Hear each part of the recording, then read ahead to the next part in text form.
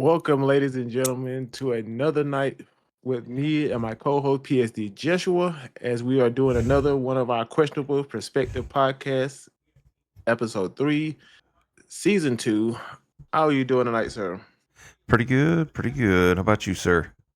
Doing well, doing well. And I'm going to turn it over to you to introduce our guest to the public. All right, folks, I want to introduce our guest, the owner of Miss Trap Movement, Mr. Travis Scott. Mr. Scott, how are you? I'm doing fantastic, and I'm really honored to be here. And how are you two gentlemen doing? Doing well, doing well. Another day, another dollar. That's true. That's true. I seem to only have 15 cents by the time the day is over, but I'm working on That's okay. We all only end up with nickels and dimes at the end of the day, anyways. that. That's true. But tell us a little bit about yourself, Mr. Travis, for our guests. Okay, so from the video game scope, my name's Travis Scott, and originally I went by Trav 2K when I started playing professionally back in 1999. And I changed my name to LeeVanDam after Tekken 5 DR showed up because in that game, Lee Chalan has the Van Dam split kick. He does not keep that move, but it was so amazing that I thought it was worth a name change because during that time I was playing in tournaments and I was also pro wrestling down in southern Georgia, so it made perfect sense. But I'm in insurance, financial services, and telecom by trade, and I'm also working to help video game players have great lodging when traveling to tournaments. So if you're going to a tournament and you let me know where you're going, I will do my best to make sure you can have a great time at an affordable price. Well, we'll definitely have to hit you up for Evo next year because, oh boy, some of the stories I was reading about this past Evo, that hotel did not end well. Mm-hmm. Yeah, I had a great condo at Evo for some people last year, so let me know because I definitely would love to help. Oh, Mr. Chris, you heard the man. You know who to talk to. This is definitely a couple of them I'm trying to go to next year. If everything works out and Lord willing. Indeed. Oh, the gods at work. That's how you meet the people you're supposed to meet. That's truly from the Lord. Facts. That's This fact. is true. Whether they're good or bad, there's always a lesson behind a person.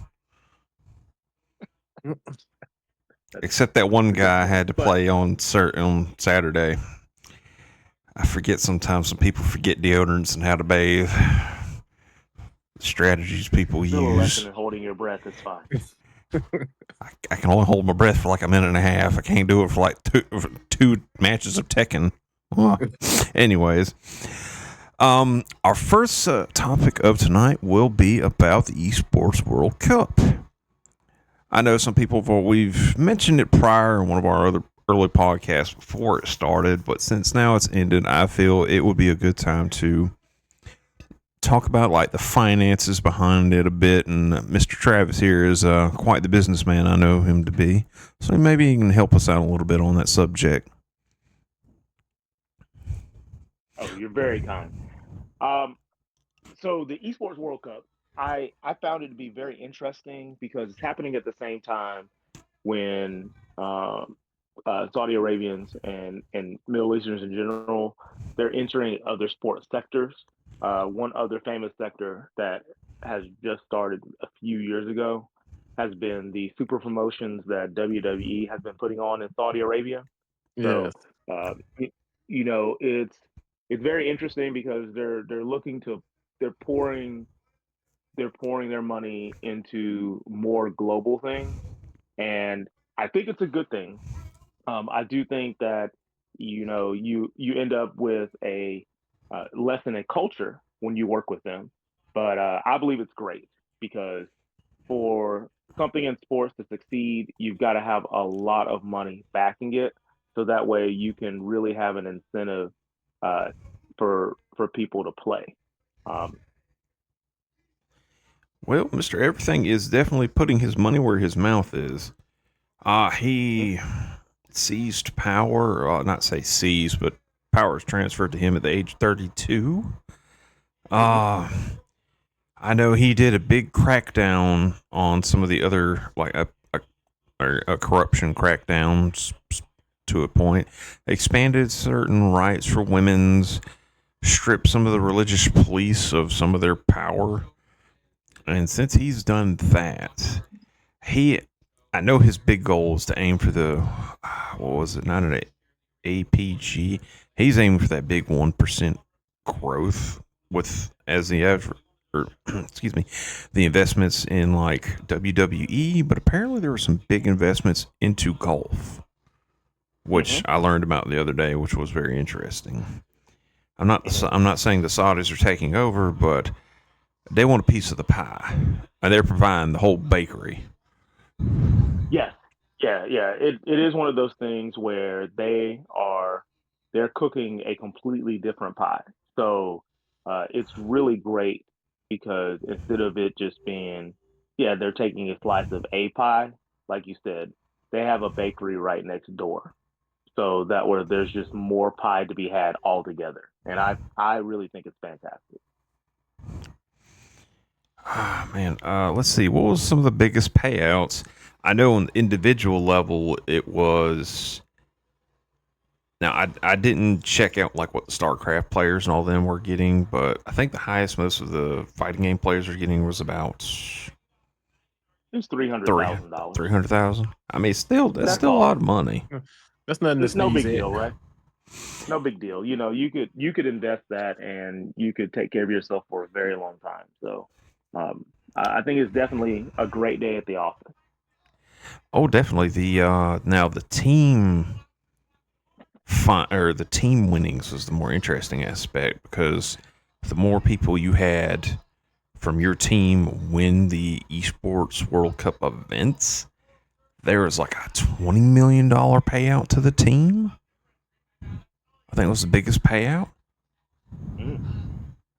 because, like, for I think the team, like the Counter Strike teams, the League of Legends, and all of them had more Hmm. point values, but for whoever was part of such team, it was it was a big payout of that 60 million alone. And I just what was it? What would we say around in May? I think it was. There was a Hmm. scramble to grab anybody that was a great fighting game player.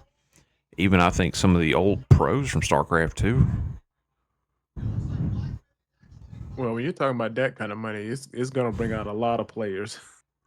Oh yeah. Hmm. I mean, I think it's great. You have a lot of players who grew up in an era where they they were playing for the love of the game. You know, back when I was really heavy in it, for you to win, $4,000 to $5,000, that was a wonderful payday. And it still was a great payday. It's still a great payday now. But, that was closer to the pinnacle of the higher end tournaments, just with how payouts were. So to have this kind of final financial backing and for it to have the reach that it does with streaming, for us to have already landed on ESPN a couple of years with Evo, it's really great to see this growth and to see the money have a chance to match it. It's really good. So you're no longer really playing for the love of the game. You're becoming even more of a professional because Yeah. I'm not winning $250 for first place, which I appreciated that. Don't get me wrong. I still thought that was great because I definitely went to dinner after winning that money. But Bought a nice I, steak dinner. but I Listen, say nice steak dinner, I say steak and lobster.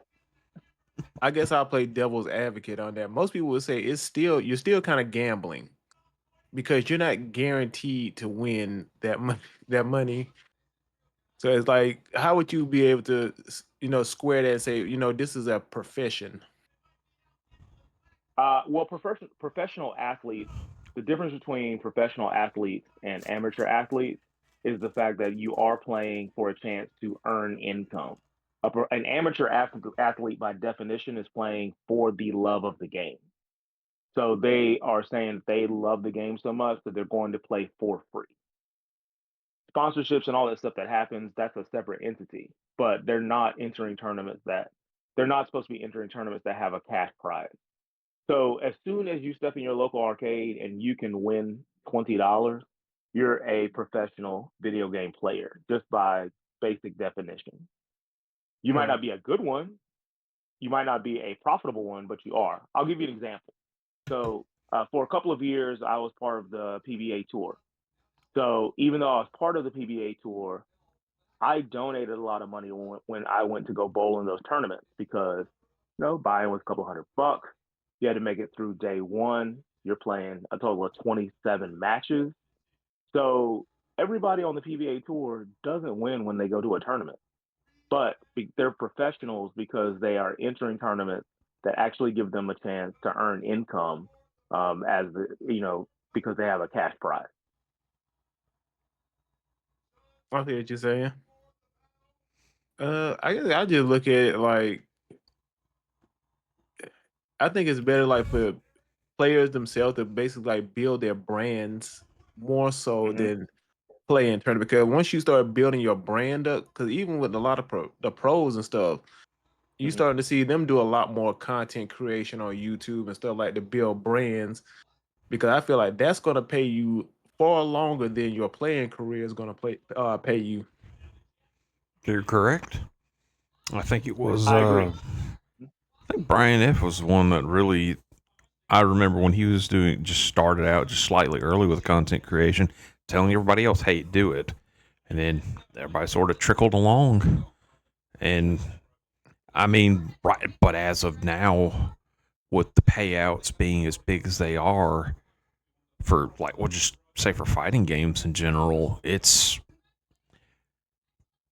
a variety of who's who you will see come out of the woodworks. Uma, how many of y'all are gonna know some random dude from South Korea was gonna win this year's Capcom Cup? How many knew that? I don't think nobody really had him winning. Man, it came. The only argument I saw for him winning was people were saying the bracket kind of favored him a little more with the players he had. He didn't have to play because the way they Mm-hmm. seeded everything. Uma is the prime example of he's a great player. He was in the right place at the right time and won all his matches and won Yeah, $1 million. and nobody can really complain about it because he was playing jury and he was playing who at that time was probably hands down the best character in the game, Luke. So even though people said his bracket was kind of easy, like you couldn't really say anything because he went up against the best character in the game and beat him.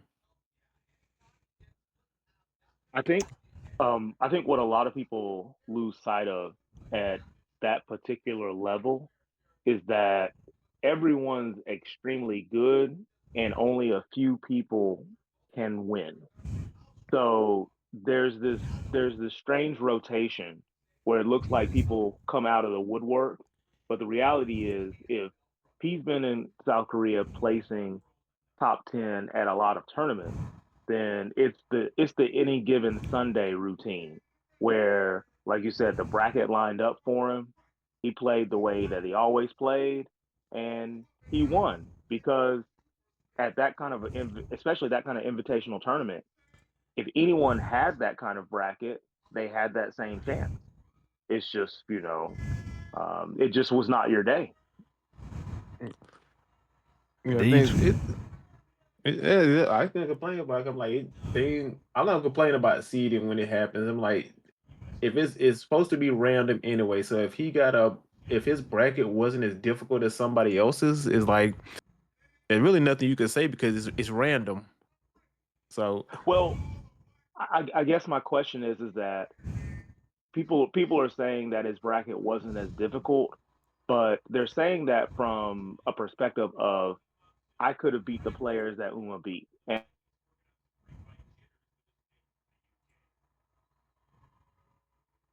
talking about his no. brackets. It's like if you're at that level, you're at that level. If you're placing top 10 and top 5 at a lot of global tournaments, then that means you're 1 to 2 victories away. And a lot of those victories we see on stream, they come down to rounds.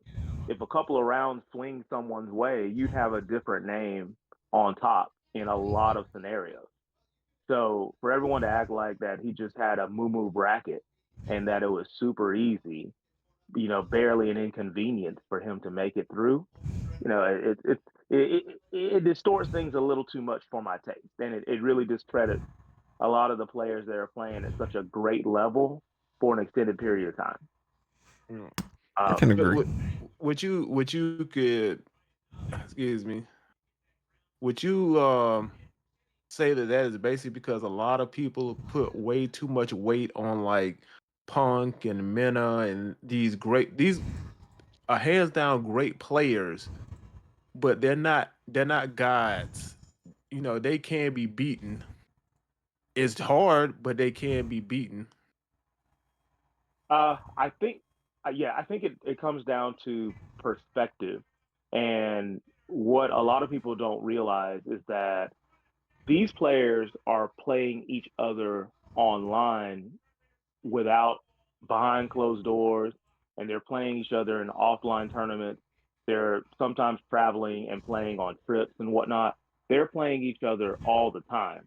So we don't really know their true win loss record because we don't get to see how much they're grinding by playing each other all the time. So you have a group of players, they all have experience with one another, and they've all proven in some way, shape, or form that they can win 2 games close together or 3 games close together. Um, it's interesting. I Yeah. was talking to someone about this, and I want to get y'all's opinion on it. What do you think if you were to play a person? What do you think is the most dangerous win percentage that that person could have if you're playing them in a tournament? Hmm. Hmm. Probably 50%. I would think because that's saying that they just at any moment they could win. They could take a round off you or win the set against you because they're like 50-50.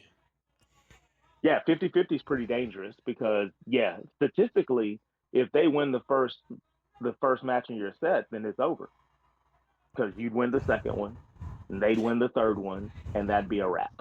So that's a very, very dangerous win rate, even though on paper it doesn't look nearly as good at having a 90% win rate. True. But do you think If that you is a do you think that's not a good thing for them? That's kind of hurting them. The fact that they play each other so much because once you play a player so much, you start to pick up on like their tendencies, their habits. What they like to do, what they don't like to do.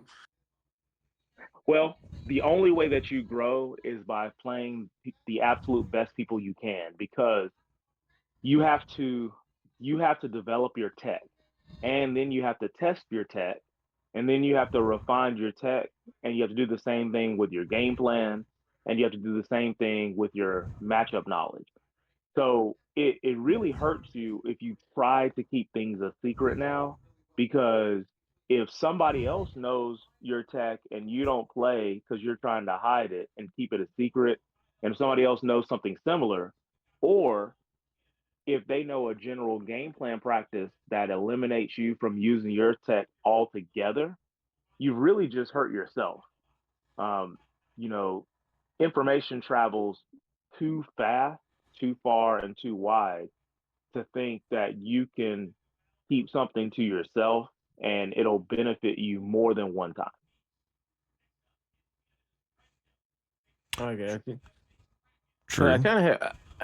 I don't know. I'm kind of of two minds of it when it comes to like the Japanese players and American players. Us, how they kind of like their weakest players can go up against our strongest players because they don't really hide anything. They kind of train with each other.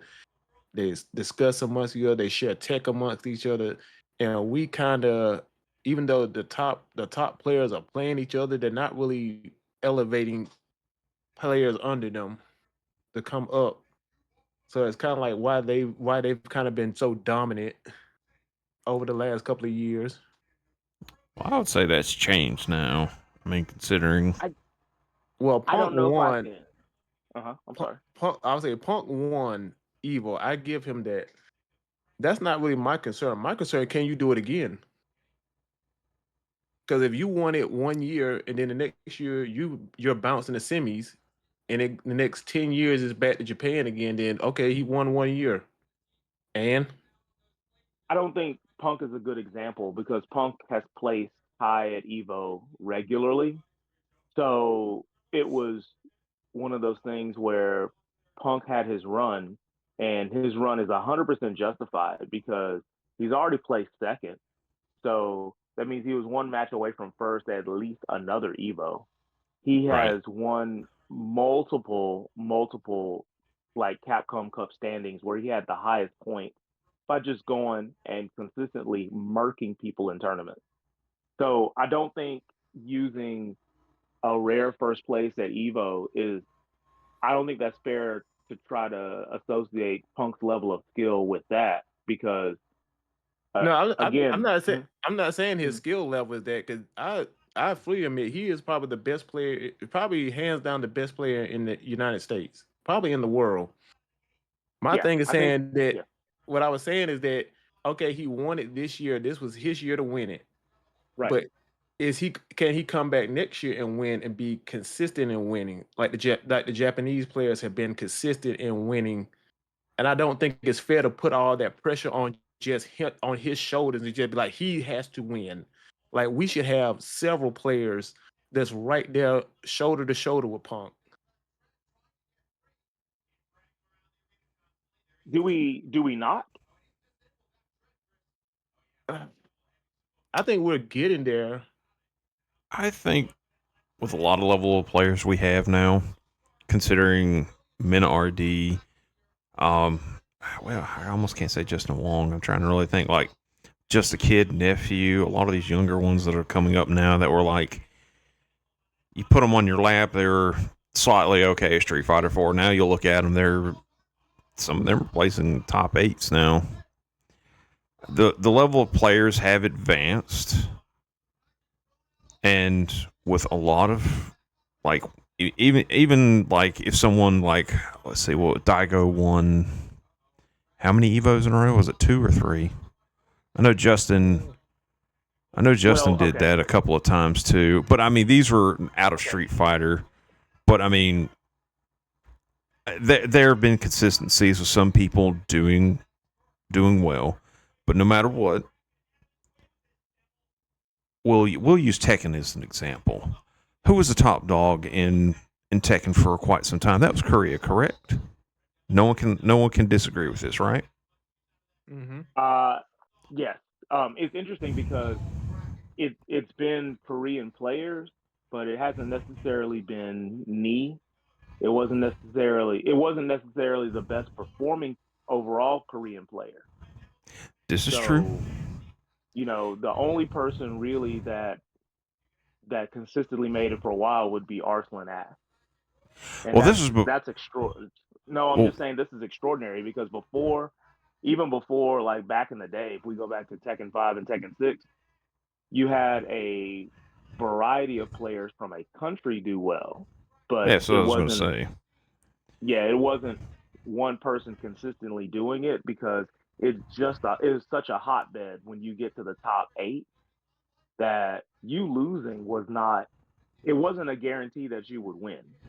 right. Um, and so I think that's what when we were talking about this earlier, I think it's a testimony to how tight the skill level is, but you can't quantify it by tournament winning because someone who made it to top 8 regularly, you may never talk about them, but the fact that they make it to top 8 regularly shows you how close they are to winning every single time. Um, we were talking about professional teams, and you have some professional teams, they always make it to the playoffs, but they don't make it to their championship game. Right. But you can't say that they're a bad team because they always do well enough to make it to the playoffs. The X factor might not be there, but they're one run away where they have the momentum and they do a couple of different things that happen to be right that day for them to win the championship. Yeah. And I think that makes the discussion, um, it makes it really tough.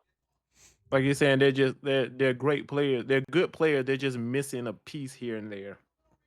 Yes. Um, the I guess the best example of that I have is when I was growing up, there are so many great NBA players that do not have a championship ring because of the Chicago Bulls, but they're amazing. This is Karl true. Malone, you got the Admiral, you got Sean Kemp, you Charles got Barkley. Sir Charles.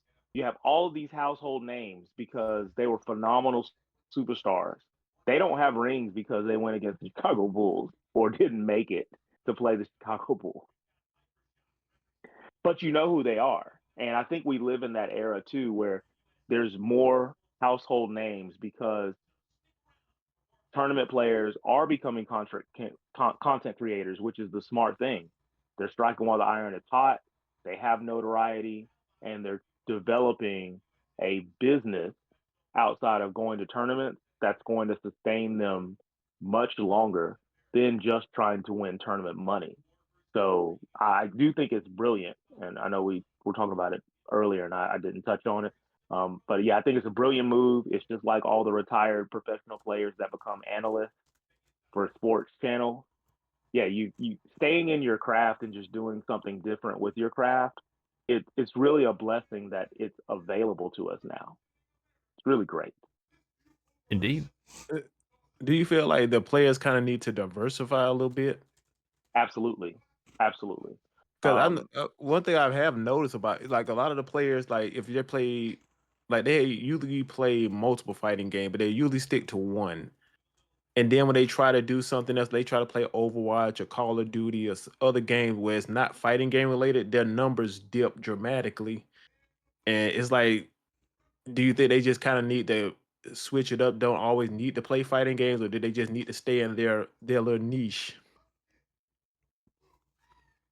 I think that once you become big enough, uh, taking a day off to be a variety streamer is probably a good idea because you run into that situation of if I've if I've acquired my fan base and we have a regular schedule, the only way I'm going to actually grow is to do something else. Whether I'm going to have to do another kind of medium of entertainment or I'm going to have to play a different game. And it may not get it may not have as much of a you might not gain like a whole bunch more fans by playing that different game, but that cross promotion is important because when you get to where you want to grow 1 to 2%, you're not going to grow 1 to 2% in a place where 98% of the people that already like you and rock with you are present. You're only going to grow that 1 to 2% by taking your fan base, going somewhere else, and integrating people who wouldn't normally have a chance to know who you are, giving them a chance to enjoy you too. Yeah, and then you don't want to get burnt out on the game. When you just playing it so much, you just get burnt out and just tired of playing it, tired of looking at it. Yeah, that's true, and I think that happens to a lot of people once it becomes your career and your job. That happens. I think that happens a lot more than when you're playing for fun and you're doing something else. Like when you have a profession and you're still a professional video game player, then playing the video game is a treat. But if you're playing the video game as your job also, 12 hours a day because you're training, you're on stream, that when that is your business, it's a different kind of love. And I had a love for computer programming when it was my hobby. When I went to college for computer programming, my love quickly went away. I feel you Yeah, on that. Mm-hmm. Did that with graphic design, and oh boy, that went away It, real fast. it changes when you have to rely on it. Like when you're doing it because it's fun and it can help you, and oh, okay, this business can do something on top of what I'm doing. Yeah, that's way different than when it becomes your business, because then it's work. And I'm sure, Yeah. and you enjoy it, but that point it's work, it's time management. If I don't do it, I don't eat dinner tonight. A whole different ball game. Yeah, because I've seen like Punk and some of the other streamers, and they're like going like 7 to 8 hours just streaming Street Fighter, and I'm like, I no, I can do it. I mean, if it's your job, you would. Like if it was your business, Yeah, and you're creating tons of content from, because you need a lot of B-roll footage for your editor to be able to make these shows. yeah, to And make like little short videos for YouTube and stuff like that to Oh, get the oh numbers. yeah, oh yeah, yeah, yeah. So I mean, it makes sense that you're playing for 8 to 10 hours, because I mean, you're working. That's your work day. Your work day is you're gonna be on this video game for about 8 to 10 hours. It's like you don't escape the day job by starting a business. I argue that you work more once you start working for yourself, and Oh yeah, some people are very disappointed once they realize, oh, my average work day now is going to be 12 hours because I'm working for myself. Hmm, oh yeah, you know oh what? yeah, That job didn't necessarily sound as bad anymore. There's people that's what happens. They realize the truth, and then the glamour's not there of looking over at somebody and seeing the end result of their work.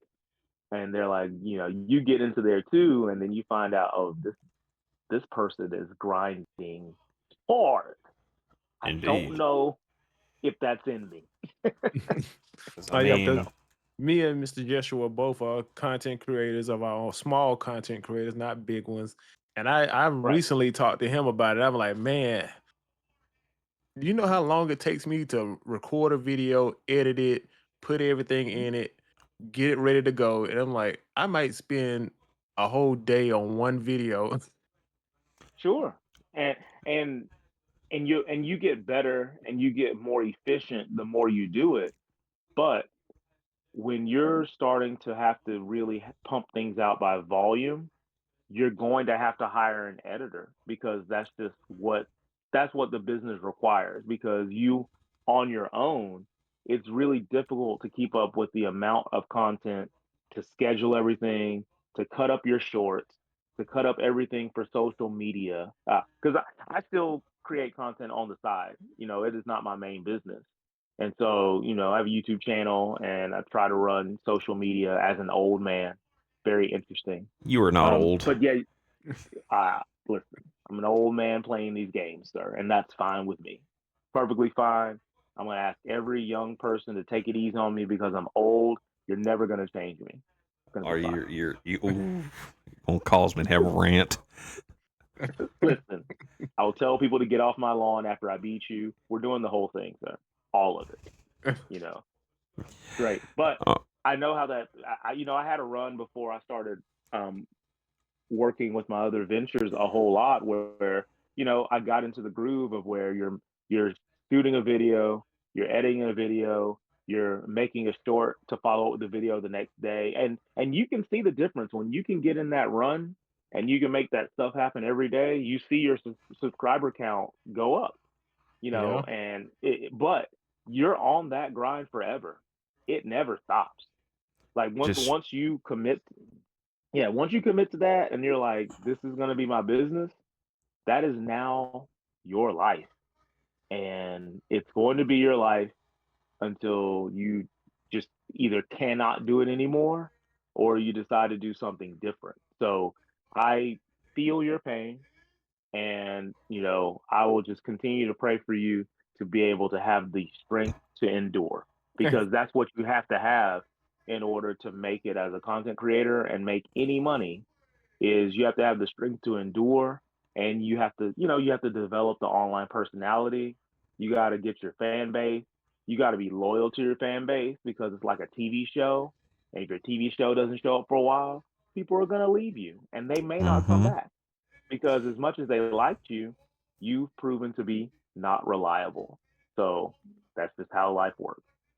yeah, I can testify to that one. Just make Because sure when you work. Go ahead. I was about to say, because when I was making content, I was staying consistent. I was just putting out videos every day or every other day. Like my Hmm. subscriber count was going up, my view count was going up, but then I went to a tournament and I didn't make any content for like 3, 4 days. Yep. And then I tried to come back and start it up again, and it just wasn't the same. Like it's Right. you have to just stay so consistent with it. Like you really don't. You have even if I'm at a tournament now, it's like I'm shooting videos on my phone and editing on my phone to upload just to keep content coming out. Hmm. Just with it, with no matter what, when it comes to this stuff, folks, Hmm. take this what you hear with a grain of salt. But the main thing is consistency. Find a schedule that you feel you can be consistent with. That's just uploading one short a week or three Hmm. videos a week. Just don't do the crazy grind where you do 50, not 50 videos is a bit extreme, but I just like honestly, you could do probably 2 hour stream, and you could probably chop that 2 hour stream up, and you got content for 5 days, shorts yep, for 5 days. yep. I agree. Yes. Yes. That's and you don't need to go super crazy with the editing and all that unless you're like I'm not gonna I guess commentator YouTubers or whatever because some of these folks I'm like that 10-minute video they do that looks like that takes and I'm seeing they show their like work in progress of like all the audio snip bits the effects and everything. I was like I'm just gonna be smart and learn how to do one takes very easily, save Nah, myself a trust me, lot of time. I've done that before. That when I did that one video, I did one video like that where I had a lot of cuts, a lot of voiceovers, all that stuff. I think that took me about 3 days of editing to get everything where it needed to be to where I was satisfied with it. I will say I'm impressed with some of these YouTubers, some of the editors they have. I think Asma Gold has probably like one of the best editors. I swear, that man. I think I was watching one video where it's just whatever he was talking about something. That man immediately had a clip from that same stream up within like a couple Hmm. of minutes. I was just like, I could do it. I could do it, but I'm not going to because I'd burn myself out very fast trying to do that. Because it's a lot of skill sets to have. But all right, now hopefully, now we're gonna go move on to another topic, gentlemen, if that's all right with y'all. We're gonna go Hmm. into the since we've discussed what Mister Everything has done. This the Saudi Prince's nickname. So, and just to let y'all know, y'all can go find that man's Steam profile. That man is a weeb, like the rest of us. That man is a nerd like no other. He just has the money to bankroll whatever he wants. It drives me bananas. And speaking of Why does it drive you bankrolling, bananas? man owns 96% SK. I I'm mean, over that's here. great. Yes. And it's always scary when you see entities do big investments like that. But with the Saudi Prince, it's like, all right, go make cool games, please. That's just one example. Another big example. I think he was into drone racing because Yeah, I I remember like drone seeing. racing. Yeah, they were I've like seen a few of tournaments. They're awesome. they're insane. I mean, Yes. and like I said earlier, and he's aiming for that 1% growth. He really is because he wants Saudi Arabia to be like the number one spot for everything. I think I Hmm. was reading over something. Saudi Arabia has the biggest fountain, the biggest desert. I was like, hold on, wait a minute. The biggest desert. That's not an achievement. That's a natural thing. I think Australia has the biggest desert. Australia is like 70% desert. But that's here nor there. But I mean, let's see. Some of the biggest advancements I know because I think he invested $1 billion between Capcom and I wouldn't say SNK. SNK. I don't think so because I think it was Bandai. I That think might be why we're getting a new City of the Wolves. that man bought 96% of the stocks. Yeah, they got in a money Effectively, he injection like owns no it. other. No, from the shares perspective, and I'm sure Mr. Lee will correct me on this if I'm wrong. Effectively, yes, but he is a hands-off investor. He's invested whether it makes 0.005%. He'll consider that a win. And considering what SNK is doing currently with like Capcom on their own, I see nothing but like growth for like the next 10 years. If everything stays okay, I'll scale it back 5. If it stays within a relatively small curve, is what I'll consider a small uptick for them. Because you don't want to go too crazy. Just as an example, I meant to send this to y'all earlier, but someone did a good write-up on the Game Science, the developers of Black Myth Wukong. That man, I didn't get a chance to. I think it's J-I. I think that's how you say it in Chinese. G. I'm sorry if I'm mispronouncing. I haven't like listened to anybody speak Chinese in quite some time, so my pronunciations might be a bit wrong. But he went from being a game addict to being probably one of the biggest game designers over, I'd say it looks like 20 years. Man started borrowing money, living in internet cafes from 2005. Starting because of his, I think it was some WoW designs he did or whatnot, helped land him in some early game design positions. Him and some other folks with Tencent started Game Science in 2014. Give me one second. Excuse me. They started making mobile games to pay the bills, obviously. They were still kind of in the red. He borrowed money from one guy during this time because his big dream was to make a AAA game, basically, in China. Because as you know, the Chinese market is nothing but mobile games mainly, or MMOs. So if anybody remembers the big MMO gold grinding back in WoW when China didn't curb stomp it, basically. Oh, it was in EverQuest too. It was great. It was in Final Fantasy 14, Final Fantasy 11. You know, you could find your local gold farmer. They were getting it done. Yeah, they were making a lot of money. They were doing great. I think some of them were making almost like $20,000 a month USD. Mm-hmm. Oh yeah, and listen, go see those parties. They were putting in some work. You know. Oh yeah. Every now and then they were generous because I played during early hours in the morning because I was in college when I was playing Final Fantasy 14, and so I was and so I was playing in the morning. Every now and then, you know, they just need a body and they would just carry you through something because they just needed one more person. Hey, free items, free gold. Oh, it was beautiful. You love them. You love to see it. You know, people were upset, but if you were playing and you just happened to be there, go ahead and get this quest done. Get this raid over with. Yep. That's right. And back on the Game Science thing, I forget how much it was. I think it was like 7 million. The guy lent to G. It's like Fang G for Game Science. And 6 years later, they made Black Myth Wukong.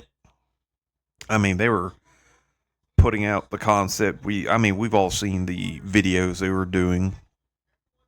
Some of the gameplay demos. They were gorgeous, just being gameplay demos. Yeah, and then Black Myth, I got it on PC. That game is gorgeous looking. Even on the low settings. I will say this man, if he had any debts with anybody, those are settled. Like even it sold. This is the fastest I've seen a game sell within the last, I think, 15 years. It sold 10 million copies in 3 days. And if and it doesn't hold the record on Steam for most concurrent players. or the highest concurrent players? 'Cause it was like 2 million or something. I think they're the second. I'll have to double check the charts. I want to say they're the first, but if I remember reading, it was $852 million they made in 3 days. This man had a dream. Right time, right place. And I'm sure his friend that was he pretty much was ride or die has made his investment back and then some. You got to be all in. You can't dip your toe into things and expect to get fantastic rewards because nothing works like the lottery, which I think a lot of people think things work like the lottery, where you can do a little bit and then all of a sudden you just get an enormous return. Like the world doesn't work like that. And business, anything that you really want to happen, you're going to put all of it into. You're gonna put all of yourself into it, and you're gonna have to sacrifice to be able to get the reward that you want. Otherwise, somebody else is gonna outwork you, and they're gonna get what you thought you were gonna get. This is very true. There are times within game development, there are just a bunch of money just gets put somewhere. A product gets made, and the development is way too long. Concepts get changed. What was it? Street Fighter Five, excuse me, was a good example. I feel like because if everybody remember the first tech demo they showed at Evo 2015 or whatever, the game looks vastly different than it was when it when it first launched. It was a vastly different art style. Yeah, they kept a couple of like because I think in the original one, the super meter and your EX meter was separated from each other, and there was a couple other things that were different that changed when the final product. Right. But I mean, 5 was a terrible product in the beginning, but ended up being a good product at the end. But that's here nor there. But speaking of failures, we'll talk about two of them. I've never seen a game get pulled and turned off within 2 weeks, and that's referring to Concord. It was out for 2 weeks. 2 weeks now. That is the speed running time achievement of a lifetime to me. And if I'm not mistaken, the production, excuse me, the production cost of that game was like around $250 million, including advertisement budget, and it just gets pulled out in like 2 weeks because there was only I think the highest it got was 600 players. I believe so. I I, don't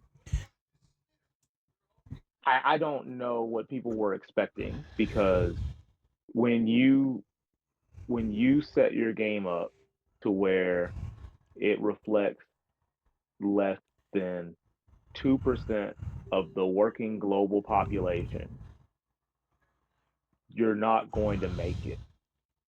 That's just that it's one of those things that it is mind-boggling to think that you're going to try to represent the smallest portion of a player base that pays money and think that you're going to win. It is, I mean, it's a reminder that the internet is not real. Like no matter what you see, how loud people get, the internet is not a real place when it comes to doing business unless your business model can survive on a very, very small amount of people. This is true. Look at all the L's that are happening in the comic book industry. Look at all the crazy losses that movies are taking. Just look at everybody who's catering to a very, very small niche of people that they don't even have enough working capital for you to break even if everybody in that niche were to show up. And most people in that niche aren't interested in what you have. They just want you to promote their message. They're And tourists. so well, I mean, it's just a losing battle because you've got people that don't care about you, but they don't mind using you to further platform their message. So you're not making a return off of doing business with them because they didn't want to do business with you in the first place. They just wanted to take advantage of what you decided to give them for free. This is Yeah. true. There It's was. Go ahead. it's kind of like when you see like you said in the comic book industry and you see like a lot of the black creators and I'm like I'm gonna only focus on black characters and black people. I'm like, well, we're not that big of a percentage in the comic book industry. You should be trying to make a book that appeals to like a wider range of audience to make a decent profit off the book. And I just never understood why you would want to just hinder yourself by saying, I'm only going to sell to these people over here. If I'm making a I don't. product, I'm like, I want as many people as possible to buy it, not just a select few. Yeah, I mean that make. I mean to me that makes sense because if you were to look, if you were to just take the Black American segment, right? So the Black American segment is effectively 1 out of 10 people. I'm not going to do the 1.3 thing because 13%, but 1 out of 10 people could buy your product if that's your focus. That doesn't sound like a very, very good business model to tell someone else. If Chris, Joshua, if I were to come to both of you and say, hey, I plan to make a product that only 10% of the people who see it will buy it, and I want you to invest your money with me for a return on a product that's only going to sell to 1 out of 10 people. How does that sound to you when I come to you with that? I'd be like, no, I'm not investing. I wouldn't I'm not say a interested. thing. I'd pull a I mean, lever. They'll drop you through a trap door. wow, the trap door. That's right. Okay. To the Ranacore Because pits if with you. I'm looking at it in the sense of if I got to put a certain amount of money in, let's just say you came, you want $50,000 or whatever, and Sure. to start your business. Like in my mind, I'm like, okay, if I'm investing $50,000 into your business, I need a I need at least double to triple a return on that investment for me to feel like it was worth it. I don't need to come I back and mean, you can only bring me $10,000. That's your return. I well, think I mean, I think what you're asking for, I don't think I'm gonna take your money to begin with, because that's a lot. You want triple? Yeah, I'm out. At least make that at least double. At least make the money back and a little bit more. I don't want to be in the red Okay, pretty all right, much. all right, all right. That second one I can take. Make your money back and a little bit more. I can take that, but listen, triple? Yeah, you definitely talking about slave labor. I'm gonna have to get off of that. I can't do that. listen. But If I was going to give but you I $1 million, just I look would at it like, look, expect. I'm putting that kind of money in. I need to understand how you're gonna get my money back. If I I agree with that. I agree with that. And to give you to say that I'm initially going to start off by selling to 1 out of 10 people, it doesn't seem like a good idea for getting your money back. right. I And think Joshua, please tell me something besides you want triple your money back, because I'm trying to get away from loan sharks with this new business I'm starting. So can you help me, please? sure. Here's $1 million. I want a 15% increase within 3 years, and if you Okay. don't, and I ended up with a 50% loss or more, I'm coming for those knees. Oh no, I didn't get away from the loan sharks with either of you. All right, I see. I know, because I'm actually See, starting to look into it now. Because I'm kind of in the yeah, process of starting to probably making my own comic book. So good, it's good, like good. now I'm starting to look at like the business part of the business side of it, Yes. and I'm like, Have and I you? know. Go I'm ahead. sorry. I was going to say, have you been following Eric July's new comic book series Oh, that he's we're had for a we're couple of years now? we're Oh big yeah, fans. I've got Isom, Oh yeah, I have Yaira, and I have a CGC signature series Yaira sitting behind me. yeah.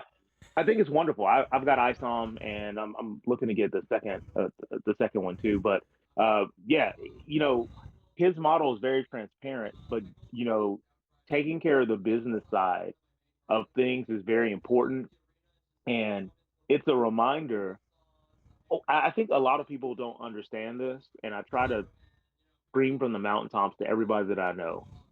A vast majority of small business owners in America have a job and alternative streams of income to fund that business. Yeah. I Please don't quit your job to start your business. It is not a good idea. It is a terrible idea. And it puts you in a position to either have to be homeless or get married to someone you don't want to marry just to stick around. Don't do it. and the Terrible perf idea. I would say if you're gonna do it, you probably need to wait a couple of years to see if it's actually gonna be profitable. right. Well, And what your business. I'm sorry. Please, Jessica. and I'm I, sorry. Oh no, I was just going to say the perfect example I can point to you because I know I got him hooked on the comic book series. There's a Mm-hmm. gentleman named, and I usually just go by their tags, but Mr. Mark and Tim, they wrote Common America. I don't know if you've heard of this comic book series or not. These I two don't think gentlemen, I have. these two gentlemen have two full-time jobs. They have Mm-hmm. wrote basically the character is Carla. Her, Mm-hmm. she's I think late 20s in this book. She she is like if you were to take pretty much all the ideals of an American, not what Mm-hmm. everybody thinks were like fat and rides Segway cars or what little Segway scooters firing miniguns off of them. Um, Right. it is the peak of like the American dream in a comic book. Both these gentlemen have full time jobs. They're about to do Mm-hmm. their 10th volume of Common America. They have another comic Mm-hmm. book series called Black Hops, which is about a bunny that is in the CIA. And there is another series they did before Common America. It was kind of a parody, and I love it. I love the concept. It was called Wall Might. It was literally just like Donald Trump with like All Might's face, and he would Oh, do that's awesome. like, and he would do like the okay signs or whatever, and like a wall would come and in one panel, two brick walls come up and smack somebody. And he's I love actually a really great character, but I mean, just examples of crowdfunding. They're always doing stuff. Iconic Comics is the parent, is like the parent company. Chris and I interviewed Mr. Douglas Ernst. He's the writer of Soul Finder, and Soul Finder is about uh, pretty much Catholic exorcists. it. Okay. And his newest book that's coming out is called Tunnel Dogs. And it's telling about one of the earlier stories about one of the exorcists from the Soul Finder segment and about pretty much like the Vietnam story and everything. I mean, everything is researched thoroughly. The art on the books are amazing.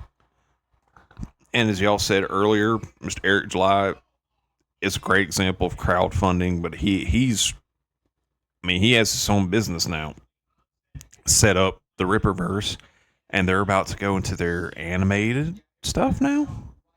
I oh think. yeah, he has a couple of animate like short animated trailers and stuff for like books. Isom, Yaira, uh I think he's. Alpha Core. I think he's about to I do an think actual full-fledged animation. I forget what the character looks like, but it's like a. Oh, God, what is his name? I'll have to look it up oh later. you're talking about Horseman. Yeah, that's Okay. it. Now, I do want to make a distinction because Eric July pre-sold his comic. This is not crowdfunding because he Right, used his own money right. to create the business and everything. The only reason I say that is because I like to make sure, because defining crowdfunding in from what I understand is I'm basically getting people to invest on the ground floor so that way I can do business. Eric Well, was going to be able to do business whether he pre-sold or not because he didn't have to take money from anybody to create the company. let me rephrase The that. What the I was sales saying are different earlier. things. There were pre-order No, I'm campaigns. trying to make sure. They're Yeah, because pre-order I Pre-order saw campaigns. campaign. because Okay. I All saw right. because I saw because I saw number one was what was it 3 point I think what 3.7 million. Yeah. Well, yes, but I'm not even talking about that. I was just talking about the nature of Yeah, his Right. own money is what funded the company. He didn't come to the people and say, "Hey, I need your help to be able to create this." Right. He was going to create the comic book, and either people were going to buy it or they weren't. And, So I just like to make that distinction because I think I apologize, but I'm pretty grammar police oh no, because it's I think some understandable. words are yeah, I think some words are interchanged and then the meaning can slip up for people who aren't in the thick of things. And I just so I apologize, but that's just one of those And to things about me. recorrect myself on the Common America, in the very beginning, that was crowdfunding, but then Okay. it turned into, I think, because they'll do Kickstarter and Indiegogo because everybody Okay. has their preferred platforms. These have just turned into Sure. pre-order campaigns now. The Oh, okay. last one Okay. Okay. for and 9. that may be why it was, I believe was it I think it's which one of the comic books crowdfunding sites, they actually are changing how they do things now to protect the customers. Yeah, because 'Cause, what was it? Cyberfrog? Let's see, who's that guy? yeah, Cyberfrog Ethan was a Van big one. Sciver.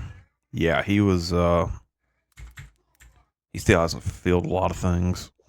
Yeah, he's crowdfunded a lot of money and hasn't delivered a product in over a year. Oh wow, that's not good. Yeah, and Yeah, so now he's been kind of a big naysayer of Eric, along with many others. But let's not delve too much into that.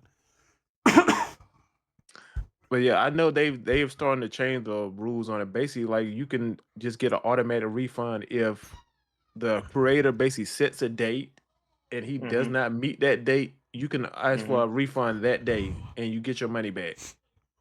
That's Like great. they're no longer gonna allow them to just take the money and then just sit there for months on end and just not talk to people, just have everything just up in the air.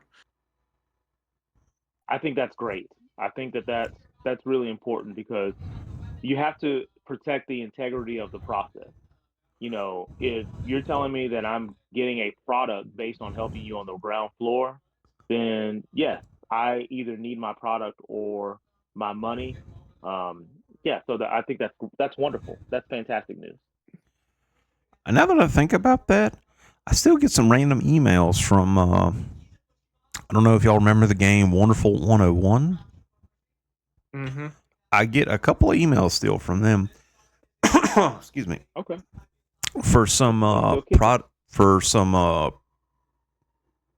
what is it goal, excuse me, campaign goals, like certain stuff's finally being made or whatever. I was finding that interesting. Anyways, Okay, I mean that's great. some are still updating customers. Some stuff just takes longer, I guess. But I guess really, what all of us will agree on when it comes to any sort of investments, being it's just buying something, pre-ordering something. Now, mind you, Kickstarter and Indiegogo, you're taking a chance. Now, as Mr. Chris just said, they're changing the rules around. I don't know which one. I'll have to double check. But you'll get your money back. I think it was Indiegogo. I could see them doing that. Just just remember, folks, only put in, like when it comes to investments or anything, put in what you feel you're willing to risk Yeah, or because what you feel you'll get your worth out of. like I said, I'm gonna probably start working on a book, and I'm looking into like Indiegogo and like, okay, how much do I need to put in to basically get like artwork and all that stuff done to kind of just give a concept Mr. to see Chris, if people who. we know the perfect Mm-hmm. person for you to talk to. What's his name? Douglas. Mm-hmm. And But I he's need to get the basic like gist of how things work in this field. and if nothing else, I'm sure you could email Mr. Eric July. He might be able to answer questions too. Yeah, Yeah, but he he has some probably very I'm sorry. I know. I said I didn't know. I thought about it, but then I said he probably gets tons of emails and stuff. So it's like, Don't let that stop you. People getting tons of emails does not mean they won't answer yours. Um, So don't let that stop you. I mean, Mr. Chris, obviously remember one of the other guests that we will we were trying to schedule. I wouldn't let you have at it while I was messaging the other guests. I wasn't sure if we were going to get an answer or whatever. And Mr. Chris was in contact with the gentleman for at least 3-4 weeks, but Mm-hmm. ended up schedules just couldn't align. Oh yeah, that happens. I mean, but yeah, especially when people are in business, you'd be surprised that they're more responsive because the relationship is built to be profitable for both of you. Like it's supposed to be good for both of you. And so that's very different than how people generally operate when like it's friendships or romantic relationships. So yeah, never not email someone because you perceive that they're too busy for you. Because business owners almost always are never too busy for you, at least for the initial contact. And if they have things going on that would keep them from doing something, they normally are very upfront about that and will tell right, you. They won't ignore you because it's bad press to ignore people. You don't do it.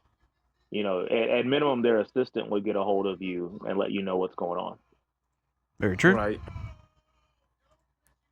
Uh, But I but was gonna say with your thing, Joshua, real quick before we continue. Yeah, investing is always something where you should invest what you can afford to lose. So Yep. that way you don't have to have an emotional connection to the investment that can cause you to do unreasonable things if it doesn't work out. yeah, Very. like I said, I'm starting to look around to try to figure out where do I need to find artists. Hmm. What are they page prices, stuff like this. I can kind of just get a mock up, and probably it's gonna be a Hmm. minute because the one thing I did like about Eric and kind of learn from him that I need to take a, at least 9 months to kind of just write the universe Bible and just really flesh the characters out on paper before Yes. just going all out and getting the art and all that stuff. Like I need to have like I said, the universe Bible kind of just already written down. Yep. Hmm. I think that's a great idea. Don't be afraid to revise things. Even if you were to get art from someone on Fiverr and you may not like the art style, that's a very affordable way to get something to start with, especially if you want to show other people and say, I'd love for you to work off of this design and have your own spin on it. That can be a resource that's very affordable while you're putting everything together. Yep. There you go. Okay. Because I did not know how, like, if I commission somebody to do they technically still own it or is it just mine? It's Those are yours, terms between you depending. and the artist, Yep. but typically, if you commission someone, it's yours. Like basic function of it is that if it was your idea to begin with and you're paying them just to bring it to life, that they don't own the intellectual property because you paid them to just bring your idea to life.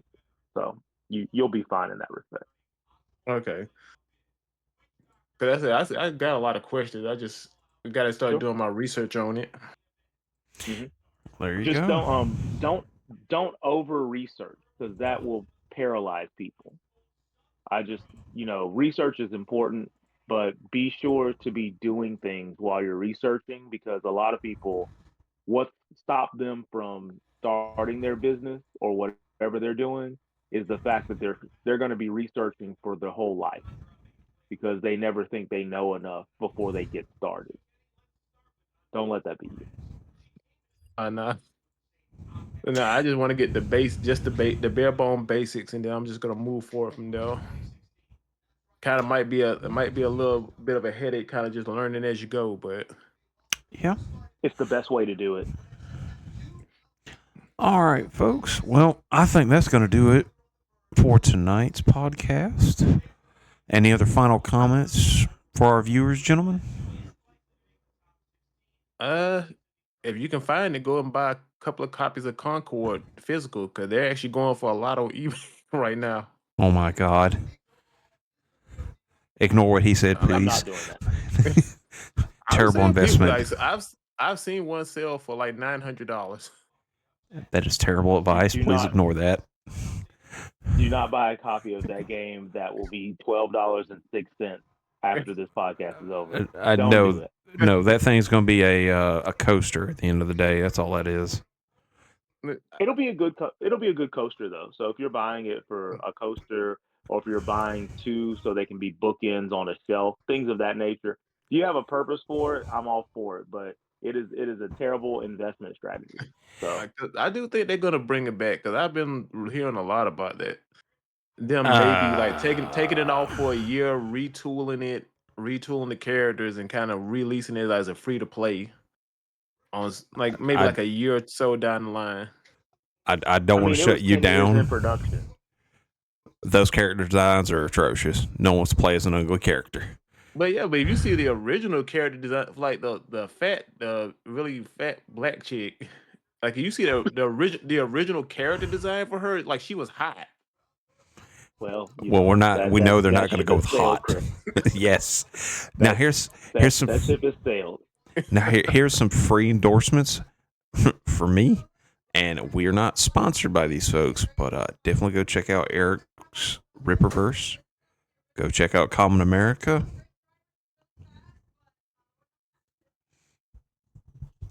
But folks, that's gonna be it for us. Y'all have a wonderful night. Gotta be safe.